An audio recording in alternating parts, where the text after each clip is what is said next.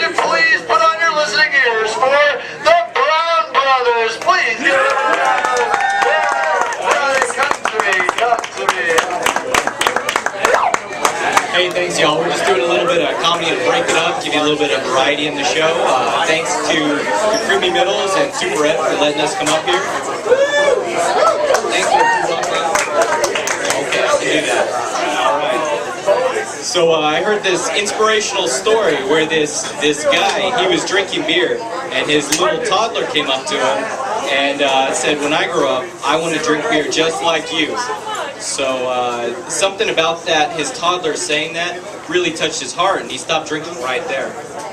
I can remember my first time drinking beer, where I went up to my dad when I was about 4 or 5, and I said, I want to try some beer. So he said, okay, let me go get you one. So he went to the kitchen and came back and gave me a drink. And I tried it, and I said, oh, this beer tastes like pee.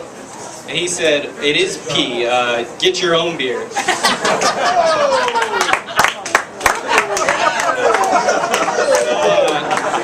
You know, I got some good advice that when you're drinking, you should alternate. Drink some water after your beer. Hey, shut up! I don't always follow it, but I guess, you know, it's a good idea if you want to keep control. I guess the one person who really didn't have to was probably Jesus, because he's perfect, and you know, you can't really YOLO if you get to live more than once. Plus,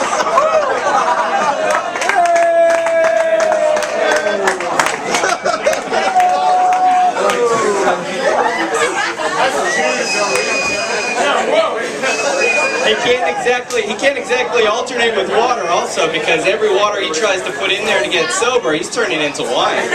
Imagine about halfway through the party, you see Jesus stumbling around with one sandal off, like, oh man. If I get another DUI, my dad's gonna kill me. That's donkey riding under the influence, y'all. So I love religious art. Like, it's the one place where you can paint torture and rape and all sorts of crazy things without anyone thinking weird about you. Like, the second you make it about a religious story tied to some scripture, it's perfectly okay. Like, you could start off being that one weird dude who just drew pictures of naked babies, and that'll get you on a list. But the second that becomes baby Jesus junk, I mean, you're going to be in textbooks forever. Nice. But I'm not really religious though. I like traveling to what I like to call the Southern Baptist axis of evil, which is New York City, San Francisco, and Las Vegas. Yeah.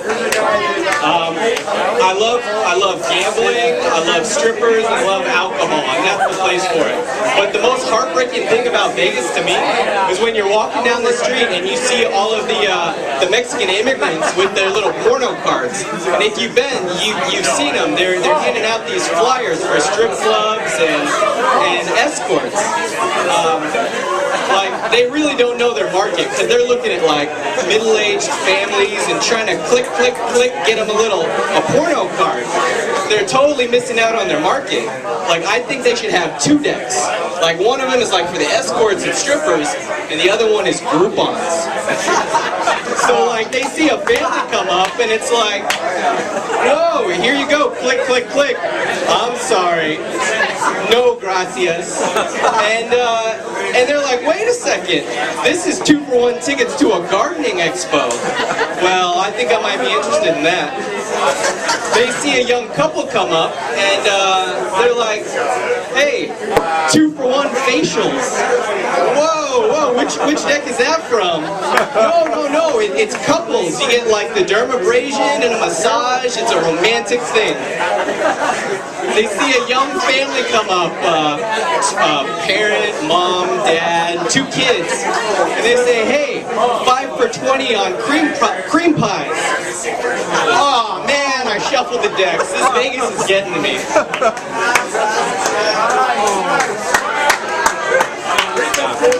So with those immigrants, they're everywhere handing out these cards, and you know they're working. It's a job for them. I started to really understand that anti-immigrant vibe though. Like I was back home in San Antonio playing with my parents' dog a little while ago, and we were in the park, and this older Mexican gentleman came up to us, and our dog just started going crazy, just barking, wouldn't stop barking. And I said, "You've been in this country for 14 years, and you don't know a word of English?" "I'm sorry, sir, but my dog just will not pick up any new tricks. She's never going to learn English." I'm not really a dog person. I kind of see them as like, you know, they're begging, they're laying down, they're rolling over. They're pretty much, you know, like the typical Democrat. Like, they're the 53%. Or they're the 47%, I guess. So if they're the 47%, that means cats are the 53%. Like they walk around like they own the place. Like I think they're 53 as opposed to 47 because of all the cat hoarders. They're kind of concentrating all the cats.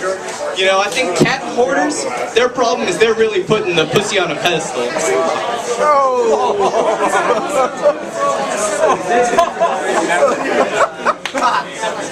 Yeah, I'm kind of a math guy, and I hate when people use numbers to scare people. We should really go back to the 90s when we could be scared by simple things. Like, I think we should combine all those at once and just be afraid. Yeah, gay African bees. So you'd just be sitting in the park and a gay African bee, with AIDS, with AIDS. Yeah, just buzzing around. I think gay jokes are really too easy. I mean, they're kind of immature. It's like, really? Come on, guys. Come on, guys. What? So I went to a gay bar recently, and I was dancing, and I went and got a beer. I went and got a beer at the bar. I said, "Can I get a beer?" But the bartender gave me a beer and another drink. I was like, "Well, what's this?" And the bartender said, "Oh, that's Sex on the Beach." I said, "No, that's rape. Any sex I didn't ask for is rape. My body, my choice."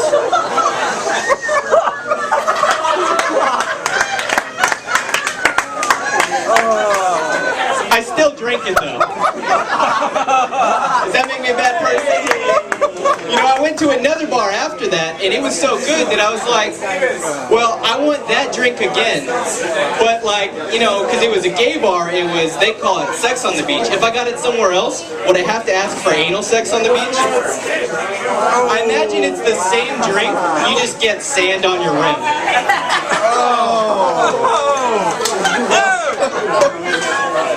So thanks again to the Creamy Middles for letting me come up here.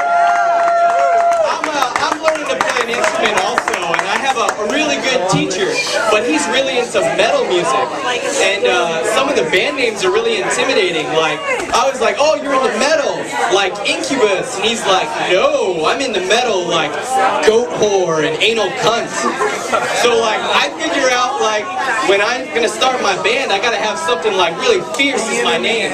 And I think I'm gonna call my band Oedipus Sex. That way, even if you don't like the band, you're gonna say, "Those are some bad motherfuckers." Alright, give it up for another bad motherfucker. Dana's coming up here.